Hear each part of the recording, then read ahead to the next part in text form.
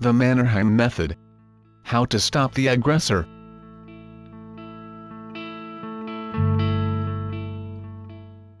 Carl Gustav Mannerheim is not just a national Finnish hero. He is the symbol of resistance to Soviet Russia. 3 times it tried to swallow his little motherland in 1918, 1939 and 1944, but Mannerheim managed to defend it by delivering a crushing blow to Soviet Russia. Under his guidance, 4 million-populated country successfully managed fight with a superpower which had a population more than 170 million. The actions of Putin's Russia towards Ukraine are remarkable, similar to the relations between former USSR and Finland. Not in vain Marshall mainly named the former USSR as Russia in his memoirs. So they are incredibly topical. He officially painstakingly worked on changing the type of the war from the Liberation One to simple civil war. It had been done because of aspiration to accuse the legitimate government and army of starting the war.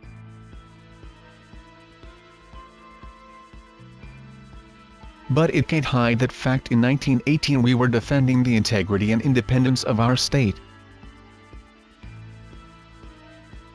If we hadn't stood and fought, Finland, in better case, would be turned into autonomous region of the USSR without neither any national freedom nor truly statehood, and we wouldn't find a place among free nations.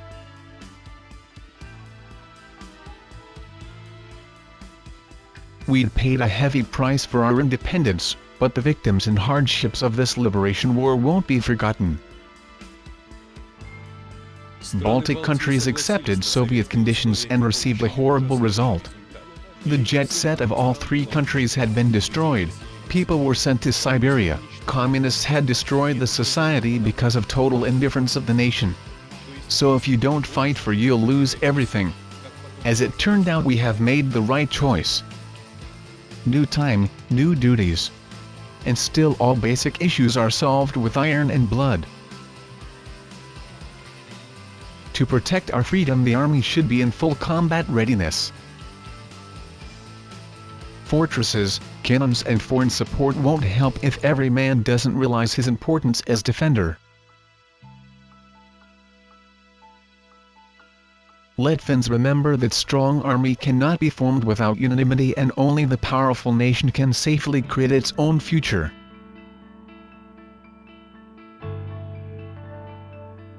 Although fellow citizens hated and defamed the army of Finland, it saved the state from a doom and created the powerful groundwork for future independence of Finland.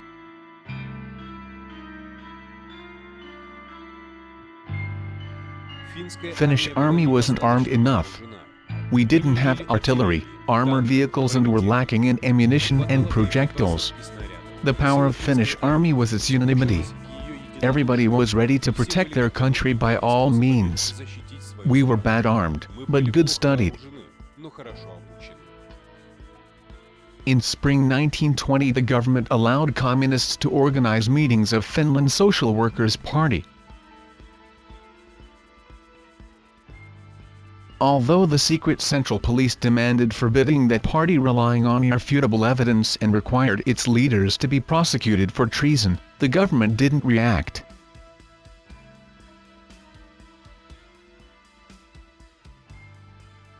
Communists received an opportunity for continue its meetings, propagandize their view, and participate in parliamentary elections in 1922. As a result, communists were given 22 parliamentary seats, and could fight for their own hand as well as for Moscow I.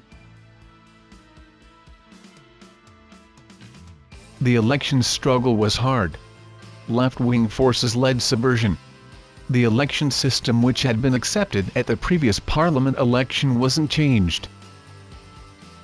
And it should be especially emphasized. That party, which just 2 years ago had been leading the country to a brink of doom, had the same constitutional rights as those parties which fought for the preservation of a public order.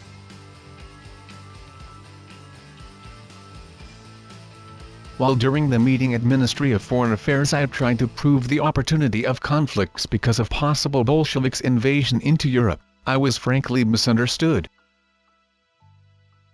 Military leaders were better aware of current affairs, but on the whole the issue of relationships with Russia was of secondary importance. That's why it's absolutely and naturally that our liberation struggle, which didn't allow Bolshevism to spread at north, hadn't been appreciated deservedly. It's not clear which effective aid could be given by the League of Nations to our state in the case it is attacked by great power. An aggressor, for example, could claim it became the object of attack, and then instead of providing effective support, endless exploring matter would be started. The King of Great Britain Edward VIII during the audience said me that considered communism dangerous for the entire world, and in this connection told he day before yesterday Litvinov was at my audience and said that Trotsky propagandized the worldwide revolution, and nowadays Russian authority doesn't approve that idea.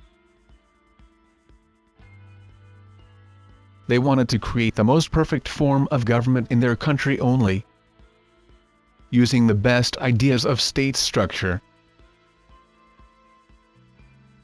and an external propaganda wasn't included in their program. Exactly that he tried to inform me, the man who had clear awareness of their subversion in England, France and South America.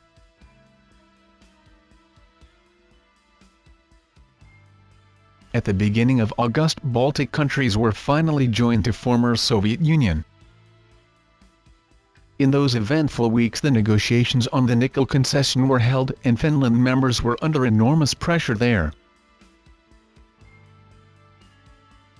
Simultaneously in Helsinki the communist demonstrations were staged according to known sample aimed at crisis provocation.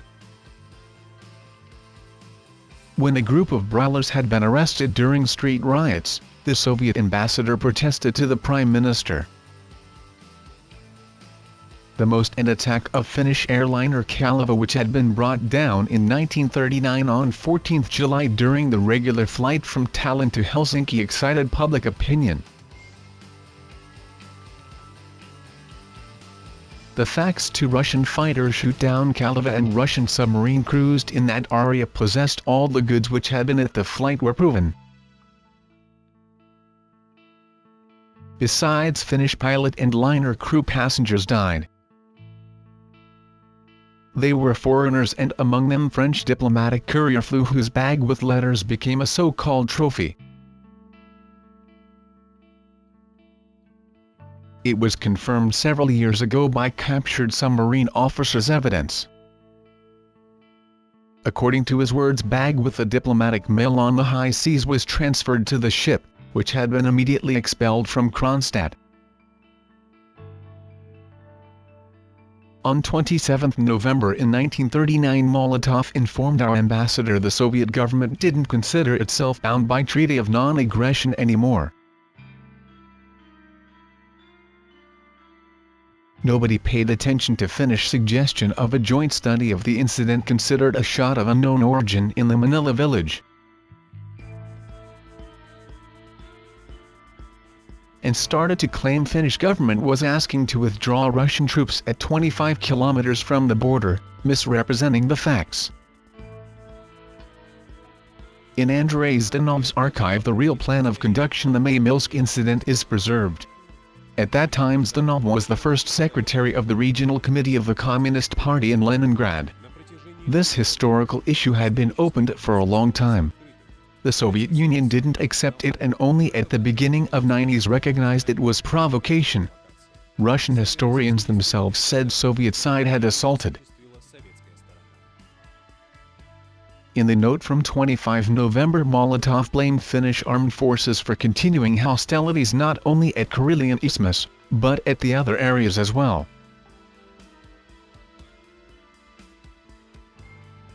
An answer for our justification was fire. Soviet historiography, of course, asserted that Finland attacked Soviet Union.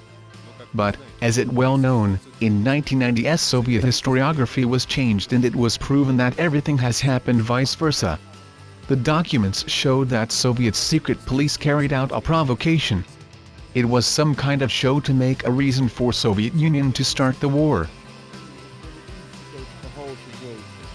On the second day after war has started, on 1st December, the Information Bureau claimed that in Terijoki City, in fact in summer colony located near borderline, People's Government of the Democratic Finland Republic had formed. Finnish Communist, the member of the Comintern Committee Kuusinen was elected as chairman of the parliament.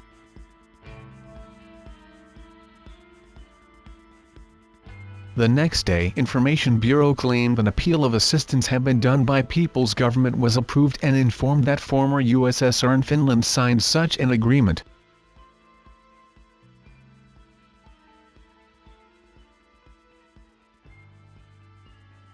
Simultaneously it was reported that Soviet Karelian nation reunited with their tribal Finnish brothers to create a unified national state.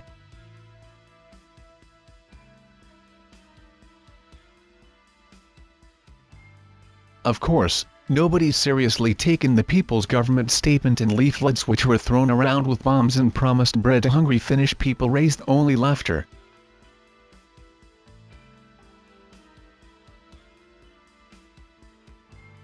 In fact, such propaganda just strengthened our front. Soviet radio and press conducted tough anti-Finnish propaganda which mainly was aimed at ostensibly dominated Finnish riots. As well, reference was made to the brilliant conditions in Estonia. Finnish-Soviet Community for Peace and Friendship did whatever was possible to tillage in Helsinki, and it was effectively supported by USSR ambassador in Helsinki. The number of workers of an embassy and a consulate raised, most of them spoke Finnish and actively traveled around the country interested in prohibited zones. The fact surrounded Russian divisions didn't give up despite cold and hunger was in general the result of political leaders' work, who hammered threats about future revenge over their relatives and soldiers' own death from tortures in captivity into soldiers' heads. In many cases officers and ordinary soldiers decided that it was better to commit a suicide than to be a captive. We were 16, 17, and 18 years old. I was just 17. Our mission was laid and help more experienced militaries. We were outdoors day and night. We had nowhere to hide from 30 and 50-degree frost. Many of us had frostbite in the toes. Then the enemy tank attack started. They were attacking us and shouting hooray, and our division was ready to fight hand-to-hand with them. We were helping border guards. We were commanded to wear helmets. Our experienced militaries repelled the attack and set on fire Russian tanks with homemade grenades and Molotov cocktails. The Russian retreated.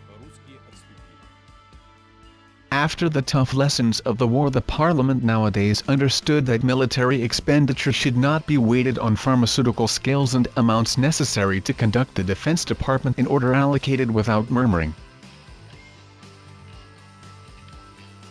If such understanding had been existed among members of parliament before, the country could economize a lot.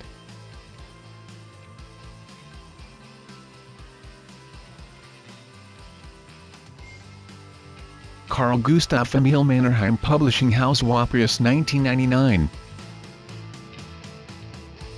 Marshall finished work on his memoirs in 1955.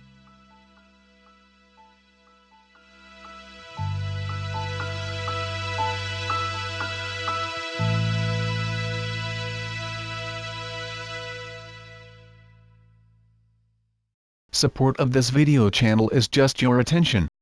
Please use the options under the video, like, share, subscribe, and add to your playlist.